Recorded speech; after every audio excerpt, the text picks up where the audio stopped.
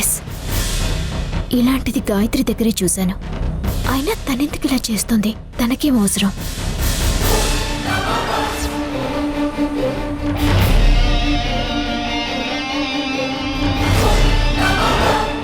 Question paper leak అయిన గదికి గాయత్రి కూడా వచ్చింది అంటే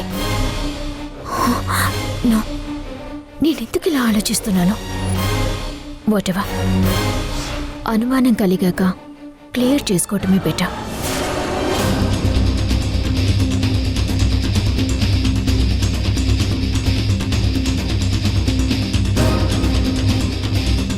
excuse me. Hey Radha, come come.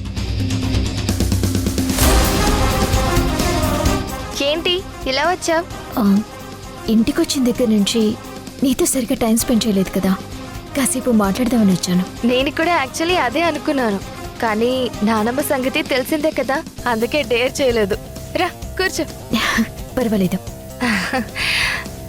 మొత్తానికి ఇవాళ మీడియా వల్లే భలే అదరగొట్టావు. I'm very impressed. ఏదో అలా జరిగిపోయిందిలే. నీ మీటింగ్ బాగా జరిగిందా? ఏం మీటింగ్? అదే, నీ ఫ్రెండ్స్ ఎవరో విలేజ్ ఎడ్యుకేషన్ ప్రోగ్రామ్ గురించి డాక్యుమెంటరీ చేశారు అన్నావు కదా, దాని గురించి.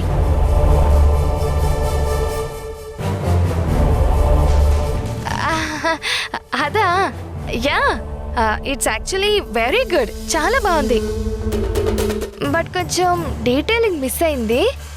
నెక్స్ట్ టైం చూద్దాం. నీ ఇయర్ రింగ్స్ కలెక్షన్ చాలా బాగుంటుంది. You have a good taste. Thank you. నీకేమైనా నచ్చితే తీసుకో, నా దగ్గర చాలా కలెక్షన్స్ ఉన్నాయి. అమ్మ కూడా నాకు చాలా గిఫ్ట్గా ఇచ్చింది. సమయం వచ్చినప్పుడు ఖచ్చితంగా తీసుకుంటాను. అన్నట్టు నాకు ఇయర్ రింగ్ దొరికింది. ఇది నీదేనేమో చూడు.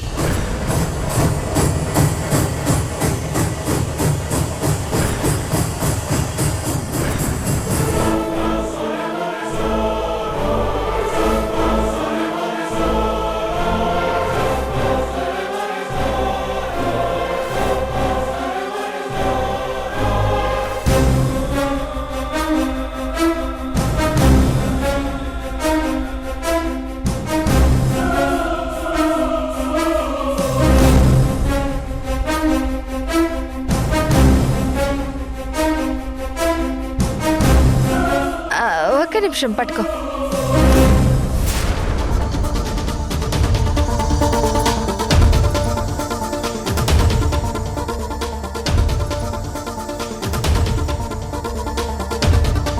చూడు, నా దగ్గర కూడా అలాంటి సేమ్ సెట్ ఉంది రాదా.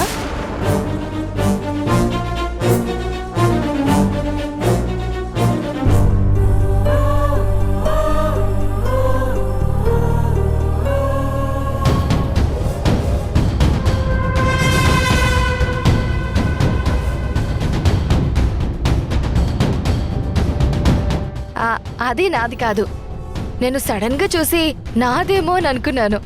అవునా? చాలా లేట్ అయింది కదా, పడుకో. Good night. Yeah, good night Radha.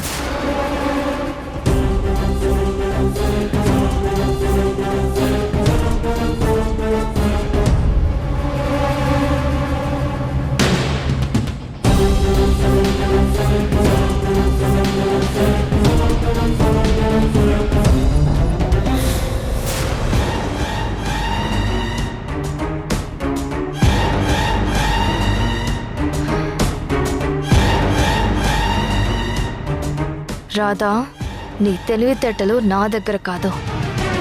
నా ఇయర్ రింగ్ మిస్ అయిందని తెలిసినప్పుడే ఇలాంటిదేదో జరుగుతుందని జాగ్రత్త పడ్డాను.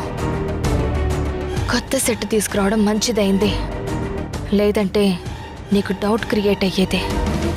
Thank God.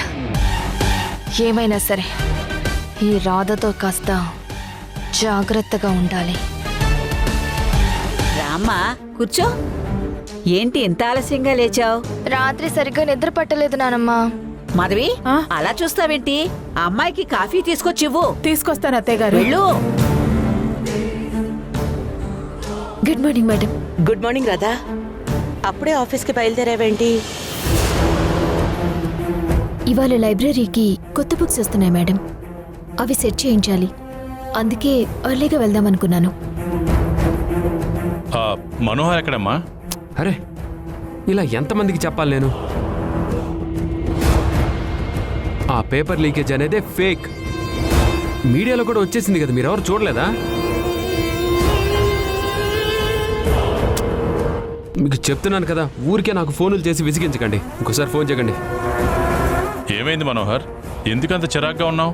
ఎవరు ఫోన్లో? ఎవరో లేండి సార్. ఏదో పేపర్ లీకేజ్ గురించి మాట్లాడావు. ఏం చెప్పమంటారు సార్, ఇష్యూ జరిగిన దగ్గర నుంచి ఒక్కటే ఫోన్లు. ఏంటి పేపర్ లీకేజ్ నిజమేనా? ఎవరు చేశారు? ఎందుకు చేశారు?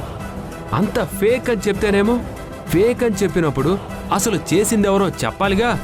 మీరే చేసి మిమ్మల్ని మీరే కవర్ చేసుకుంటున్నారా అని అనుమానిస్తున్నారు సార్.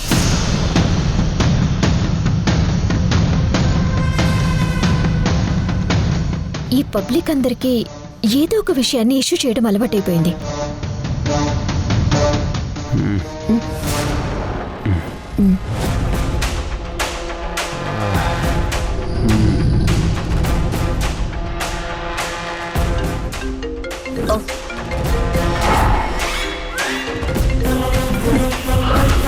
హలో, ఎవరు?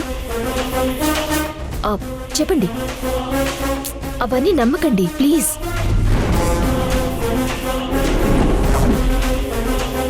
కావాలంటే పేరెంట్స్ మీటింగ్ అరేంజ్ చేసి అందరికీ క్లారిఫికేషన్ ఇస్తాం, సరేనా?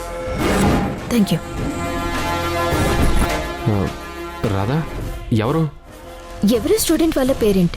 ఇలాంటి అలిగేషన్స్ వస్తే తీసుకో. మీ ఇన్స్టిట్యూట్ లో ఎలా చదివించాలి, మీరు దీనికి ఎక్స్ప్లెనేషన్ ఇవ్వాలి అంటున్నారు. ఇది ఇలాగే వదిలేస్తే అంతా బ్యాడ్ స్ప్రెడ్ అయ్యే అవకాశం ఉంది. ఫేక్ అని నిరూపించాం కదా, మళ్ళీ ఎక్స్ప్లెనేషన్ ఇచ్చుకోవాల్సిన అవసరం ఏముందిలే అనుకున్నాను. అంటే ఈ ఇష్యూ ఇంకా కామ్ అవ్వలేదన్నమాట.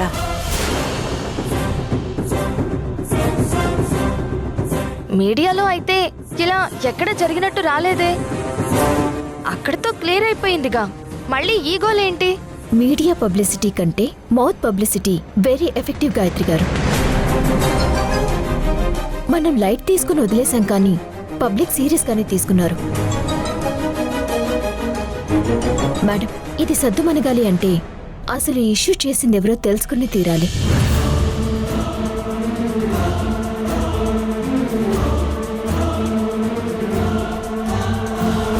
అవును మేడం, మనం కామ్ అయ్యేసరికి మన వైపు ఏదో తప్పుందని జనాలు నమ్మినా నమ్మేస్తారు. నేను చాలా ఆలోచించాను, ఎవరికైనా ఎందుకింత రైవల్టీ అని. ఇలా వదిలేస్తే రేపు కూడా ఏదైనా ఇష్యూ జరగొచ్చు. ఇప్పుడు ఏం చేద్దాం అంటారు? పోలీస్ కంప్లైంట్ చేద్దామా?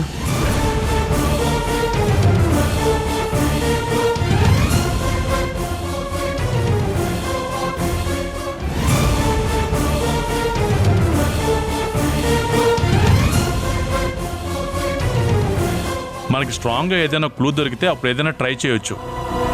మన దగ్గర సీసీటీవీ ఫుటేజ్ కూడా లేదు. నా దగ్గర ఒక క్లూ ఉంది మేడం. ఏంటిది రాధా?